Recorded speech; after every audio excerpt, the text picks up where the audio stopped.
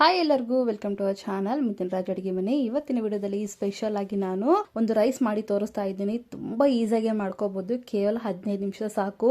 ಈ ರೈಸ್ ಬಂದ್ಬಿಟ್ಟು ಟಿಫಿನ್ಗೂ ಸೂಟ್ ಆಗುತ್ತೆ, ಈವನ್ ಲಂಚ್ ಬಾಕ್ಸ್ಗೂ ಸೂಟ್ ಆಗುತ್ತೆ, ರಾತ್ರಿ ಊಟಕ್ಕಂತೂ ಇನ್ನೂ ಚೆನ್ನಾಗಿರುತ್ತೆ. ಕೇವಲ 15 ನಿಮಿಷನೇ. ದಿನಾಲು ಒಂದೇ ರೀತಿ ರೈಸು ಮತ್ತೆ ಬೇಳೆ ಸಾರು ಮಾಡಿ ಬೇಜಾರಾಗಿದ್ರೆ ಒಮ್ಮೆ ಈ ತರ ಈ ರೈಸ್ ಮಾಡಿ ನೋಡಿ, ತುಂಬಾ ಈಸಿ ಆಗಿರುತ್ತೆ ಅಂಡ್ ತುಂಬಾನೇ ರುಚಿಯಾಗಿರುತ್ತೆ. ಮೊದಲನೇದಾಗಿ ನಾನು 1 ಗ್ಲಾಸ್ ಅಳತೆಯಲ್ಲಿ ನಾನು ಬಾಸುಮತಿ ಅಕ್ಕಿ ತಗೊಂಡಿದ್ದೀನಿ.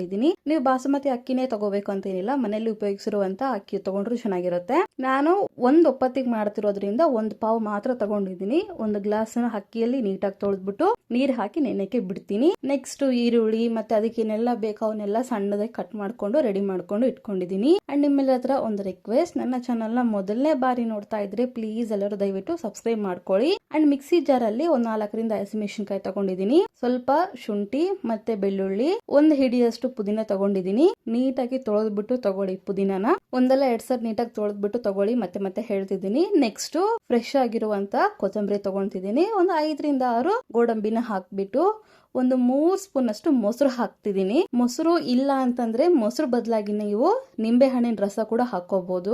ನೀರು ಏನು ಹಾಕದೇನೆ ಹಾಗೆ ಮಿಕ್ಸಿ ಮಾಡ್ಕೋಬೇಕು. ಮಿಕ್ಸಿ ಕೂಡ ಮಾಡ್ಕೊಂಡು ರೆಡಿ ಮಾಡ್ಕೊಂಡು ಇಟ್ಕೊಂಡಿದ್ದೀನಿ. ನೆಕ್ಸ್ಟ್ ಈ ಕಡೆ ಪಾತ್ರೆಯಲ್ಲಿ 3 ರಿಂದ 4 ಸ್ಪೂನ್ ಅಷ್ಟು ಎಣ್ಣೆ ಹಾಕ್ತಿದ್ದೀನಿ. ಎಣ್ಣೆ ಎಲ್ಲ ಚೆನ್ನಾಗಿ ಕಾದ್ಮೇಲೆ ಹೋಲ್ ಗರಂ ಮಸಾಲ ಹಾಕ್ಬಿಟ್ಟು ಸ್ವಲ್ಪ ಕರಿಬೇವು ಹಾಕ್ಬಿಟ್ಟು ಒಂದ್ಸರಿ ಬಾಡಿಸ್ಕೊಂತೀನಿ.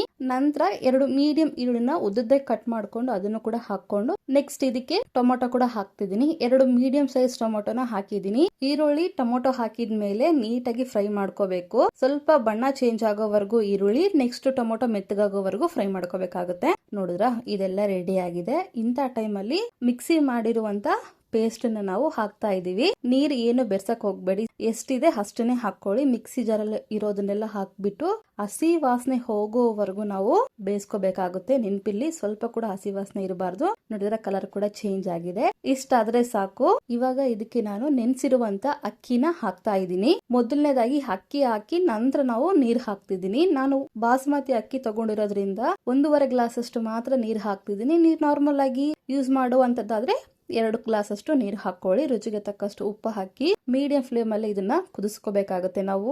ಅಂಡ್ ಇನ್ನೊಂದೇನಪ್ಪಾ ಅಂತಂದ್ರೆ ಮಧ್ಯದಲ್ಲಿ ತಿರುಗಿಸ್ಕೊಂತ ಕೊಡ್ಬೇಡಿ. ಯಾಕೆ ಅಂತಂದ್ರೆ ಅಕ್ಕಿ ಒಡೆದೋಗ್ಬಿಡುತ್ತೆ, ಅದಕ್ಕೋಸ್ಕರ ಹೇಳ್ತಿದ್ದೀನಿ. 2 ರಿಂದ 3 ಸರಿ ಮಾತ್ರ ಕೈ ಆಡಿಸ್ಕೊಳ್ಳಿ ಅಷ್ಟೇ, ಅದಕ್ಕಿಂತ ಜಾಸ್ತಿ ಏನು ಬೇಡ. ಜಾಸ್ತಿ ಆಡಿಸ್ದಂಗೆಲ್ಲ ಏನಾಗುತ್ತೆ ಅಂತಂದ್ರೆ ಅಕ್ಕಿ ಮುರಿಯೋ ಚಾನ್ಸಸ್ ಇರುತ್ತೆ. ನೋಡಿದ್ರೆ ಎಷ್ಟು ಸಿಂಪಲ್ ಆಗಿರುವಂತ ರೈಸ್ ರೆಡಿ ಆಯ್ತು.